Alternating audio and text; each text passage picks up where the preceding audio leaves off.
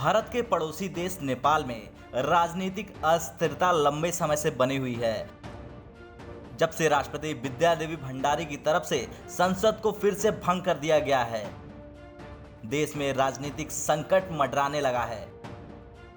एक तरफ विपक्ष इसे लोकतंत्र की हत्या बता रहा है, तो पीएम केपी शर्मा ओली अब चुनाव की तैयारी में लग गए हैं।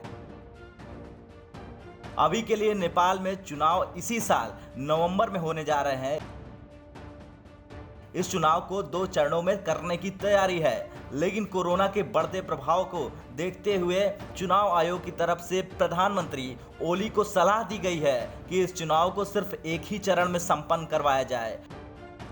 जोर देकर कहा गया है कि देश में कोरोना का संकट गहराता जा रहा है। अब चुनाव के जरिए इसे और भी ज्यादा फैलने का मौका नहीं दिया जा सकता है। मुख्य चुनाव आयुक्त दिनेश कुमार थापलिया ने कहा कि यह चुनाव आयुक्त की जिम्मेदारी है कि चुनाव को शांतिपूर्ण अंदाज में पूर्ण कराया जाए। चुनाव की तैयारी के लिए हमारे पास पर्याप्त समय है। हमने सरकार को सलाह भी दे दी है कि अब इस चुनाव को सिर्फ एक चरण में ही करवाया जाए। अब अभी पीएम ओली की तरफ से इस सुझाव पर कोई प्रतिक्रिया नहीं दी गई है, लेकिन उन्होंने इतना जरूर कहा है कि चुनाव आयोग अपने अनुभवों के आधार पर इस चुनाव की तैयारी करे। बयान में केपी शर्मा ओली ने कहा कि एक तरफ देश में कोरोना का खतरा बढ़ता जा रहा है, तो वहीं दूसरी तरफ चुनाव को भी 6 महीने के अंदर संपन्न करवाना है। महामारी की वजह से चुनाव को पोस्टपोन नहीं किया जा सकता। भारत, अमेरिका और यूके में कोरोना के बीच सफल अंदाज में चुनाव हुए हैं। ऐसे में हम भी ऐसा कर दिखाएंगे। नेपाल की वर्तमान राजनीतिक परिस्थितियों की बात करें तो केपी शर्मा ओली एक तरफ अपनी ही पार्टी में अकेले पड़ते दिखाई दे रहे हैं, तो वहीं उनकी पार्टी में जारी फूट भी मुसीबत को और भी ज्यादा बढ़ा रही है।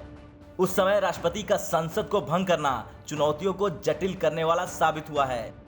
विपक्ष की तरफ से जोर देकर कहा गया है कि वे इस फैसले को सुप्रीम कोर्ट में चुनौती देने जा रहे हैं। उन्होंने पूरी उम्मीद के साथ कहा है कि इस बार भी सुप्रीम कोर्ट की तरफ से राष्ट्रपति के इस फैसले को असंवैधानिक बता दिया जाएगा। इससे पहले जब पिछले साल भी संसद को भंग कर दिया गया था, तब कोर्ट ने उस फैसले को गलत बता दिया था, लेकिन एक बार फिर राष्ट्रपति की तरफ से ये फैसला हुआ है। फिर उन्होंने तर्क दे दिया है कि कोई भी पार्टी बहुमत साबित नहीं कर पाई, लेकिन विपक्ष उनकी दलीलों से संतुष्ट नहीं है और उन पर पीएम के आदेश अनुसार काम करने का आरोप लग रहा है।